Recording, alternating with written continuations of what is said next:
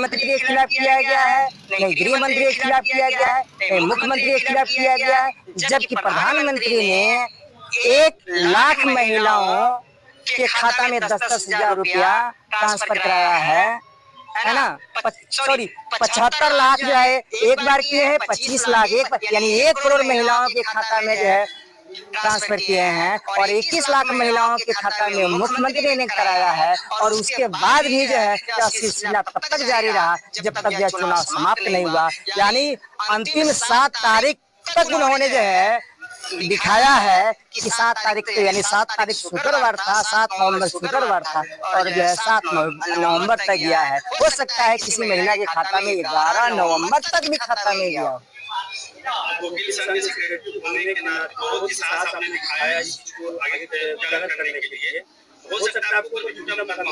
मुकदमा के लिए कोई जो पीछे हम नहीं है, हमको जो है अगर हमें अगर मुकदमा होता है तो यहाँ से लेकर सुप्रीम कोर्ट तक हम जो है इस चीज को लेकर जाएंगे, क्योंकि कानून एक आम आदमी के लिए जितना है उतना ही कानून प्रधानमंत्री के लिए है, गृह मंत्री के लिए है, चीफ मिनिस्टर के लिए है। कानून सबके लिए बराबर है, कानून का राज स्थापित होना चाहिए। यह जो है जो व्यवस्था प्रधानमंत्री, मुख्यमंत्री, गृह मंत्री और जो है चुनाव आयोग क्रिएट किए हैं, इन्होंने यह दिखाने का कोशिश किया है कि नहीं, कानून जो है इन लोगों के लिए अलग है और आम पब्लिक के लिए कानून अलग है। लेकिन यही भारतीय संविधान कानून सबों के लिए बराबर किया है। परिवार पत्र में प्रधानमंत्री श्री नरेंद्र मोदी जी को जो है, गृह मंत्री श्री अमित शाह जी को और मुख्यमंत्री श्री नीतीश कुमार जी को और मुख्य चुनाव आयोग श्री ज्ञानेश कुमार जी को मुख्य अभियुक्त बनाया गया है।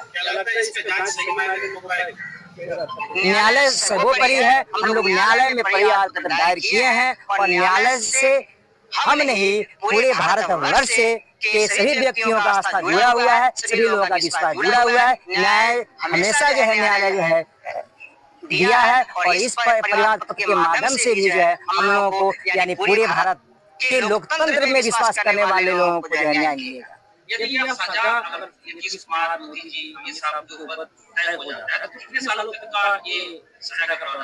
देखिए, इसमें जो है सजा कम से कम जो है 6 महीना से है जरूर उन लोगों की जाएगी, या संसदीय और विधायकी और जो है जो भी पद पर संवैधानिक पद पर बने हुए हैं उनको जो है पद छोड़ना होगा।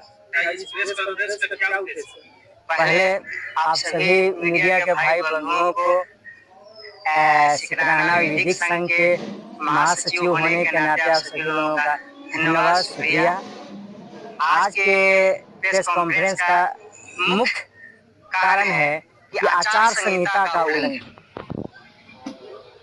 आचार संहिता के उल्लंघन को लेकर हमारे संघ के सदस्य श्री रामबालक प्रसाद यादव जी हैं, जिन्होंने आचार संहिता उल्लंघन के लिए परिवार पत्र जो है आचार संहिता का उल्लंघन हुआ है और महिलाओं के वोट को खरीदा गया है। ये वोट खरीदने की जो बात आप कर रहे हैं, ये वोट कैसे खरीदा गया, इसके बारे में कुछ एक्सप्लेन करेंगे? हाँ, पहले से आचार संहिता का जो है कोड ऑफ कंडक्ट जो code model code of conduct के अंतर्गत जो है 4 उसका सेक्शन कहता है कि पहले से भी अगर कोई योजनाएं अगर लागू है तो आचार संहिता के समय बेनिफिशियल फंड को रोक दिया जाता है, और आचार संहिता जब समाप्त हो जाता है तो फिर वह जो है उस योजना के अंतर्गत अपना फंड चालू हो। इसी के अंतर्गत आप लोगों को यह बताना चाहते हैं कि जब राजस्थान सरकार में गहलोत सरकार थी तो गहलोत सरकार में एक योजना आया था, मोबाइल योजना, जिसके तहत बहुत सारी महिलाओं को जो है मोबाइल जो है दी जा चुकी थी। लेकिन जैसे ही आचार संहिता लागू हुआ उस योजना को रोक दिया गया। लोकसभा चुनाव 2025 में उत्तर प्रदेश में किसान निधि सम्मान योजना के तहत 2000 रुपया जो है सभी किसानों को दिया जाता था, लेकिन जैसे ही आचार संहिता लागू हुआ उस योजना को जो रोक दिया गया। इसी प्रकार जो है गुजरात और हिमाचल प्रदेश में भी कैश बेनिफिट योजना पहले से लागू था, उसको रोक दिया गया। तमिलनाडु में 2004 में जो है अनाथ द्रमुक की सरकार थी, उन्होंने मनी ऑर्डर योजना लाई थी पहले से, लेकिन जैसे ही आचार संहिता लागू हुआ उसको रोक दिया गया। 2011 में द्रमुक की सरकार थी, उन्होंने रंगीन टीवी योजना पहले से जो है लागू किए हुए था, लेकिन जैसे ही चुनाव जो है आया उस योजना को रोक दिया गया। आंध्र प्रदेश में जो है 2024 में 14,000 करोड़ की जो है योजना थी, उसको जो है जैसे ही आचार संहिता लागू हुआ उसको रोक दिया गया।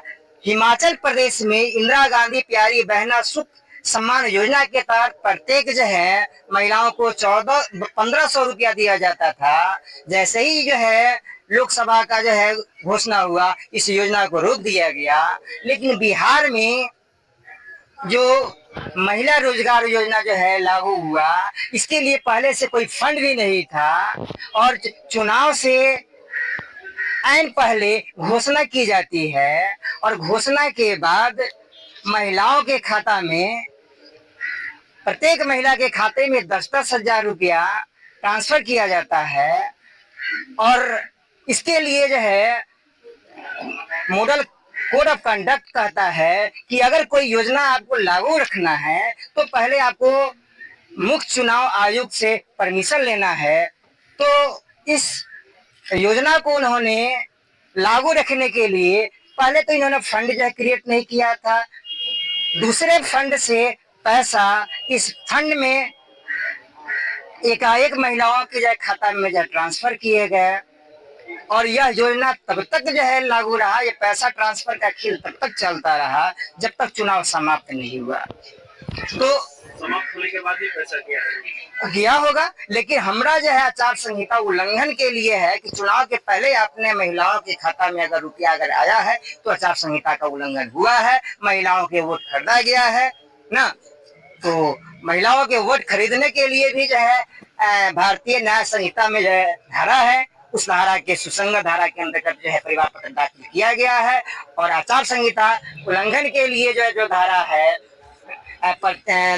जनप्रतिनिधित्व अधिनियम 19। जी नमस्कार दोस्तों, अगर आप लोगों को लगता है कि बिहार विधानसभा चुनाव में धांधली हुआ है और आचार संहिता का उल्लंघन किया गया है तो प्लीज़ इस वीडियो को सभी ग्रुप में शेयर करें, चैनल को सब्सक्राइब कर ले, बेल आइकन दबा दें, वीडियो को शेयर करें। धन्यवाद।